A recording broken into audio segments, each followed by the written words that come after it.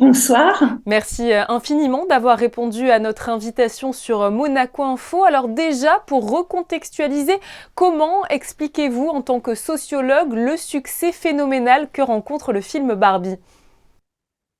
C'est un film qui est fantaisiste au départ, qui concernait l'enfance avec la naissance de Barbie, donc qui draine la nostalgie de l'enfance des jeunes qui sont aujourd'hui majeurs et qui concerne la question de l'émancipation des filles et des femmes, qui est un sujet majeur aujourd'hui.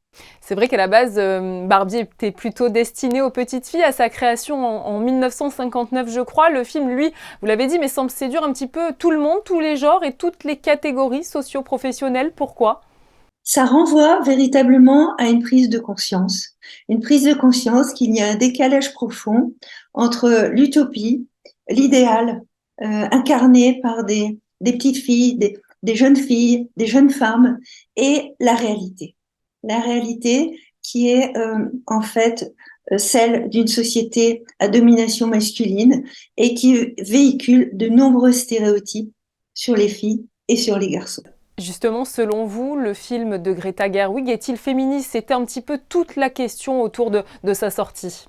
Il est féministe dans le sens où, à l'échelle mondiale, il a des répercussions qui touchent l'ensemble des jeunes filles, l'ensemble des femmes, dans la mesure où la condition des femmes n'a pas encore, bien évidemment, suffisamment changé, et même dans certains pays, il y a eu une régression considérable. Ce passage entre ce monde utopique incarné par des femmes, des filles excessivement jolies, donc qui correspondent à des critères esthétiques, en fait, qui sont faits pour plaire aux hommes. Comment faire pour sortir de cet univers? Et on a envie de dire, bon, et alors maintenant, qu'est-ce qu'on fait du côté des filles, du côté des garçons? Ce n'est pas ça qui va faire bouger le patriarcat. Un mot sur Ken qui, lui, est ravi d'arriver dans le même monde et justement de découvrir le patriarcat qui semble bien lui aller. C'est vrai que dans le film, il est présenté comme un personnage un petit peu stupide qui ne vit qu'à travers Barbie. Est-ce que c'était pas là une petite façon de se moquer un petit peu des hommes?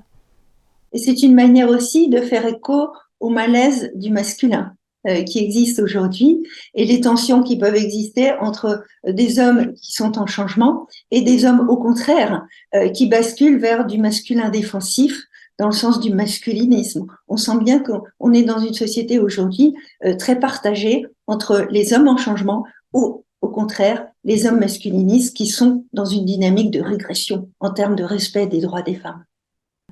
Justement, selon vous, qu'est-ce que ce film risque de susciter dans les mois ou années à venir?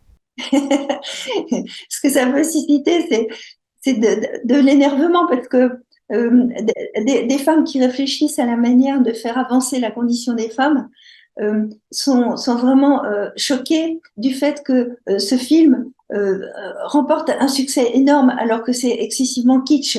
Mais en même temps, on sent bien que il y a un pas à franchir encore entre ce qui est mis en scène à travers cette sorte de principe de plaisir dans lesquels les petites filles vivent avec une sorte d'idéalisation de la société et ce principe de réalité qui est bourré d'impasses pour les femmes. Ces femmes ont envie d'aller beaucoup plus loin et beaucoup plus vite euh, parce que là on sent bien que voilà, il y a déjà des tas de retours en arrière, donc il faut se dépêcher.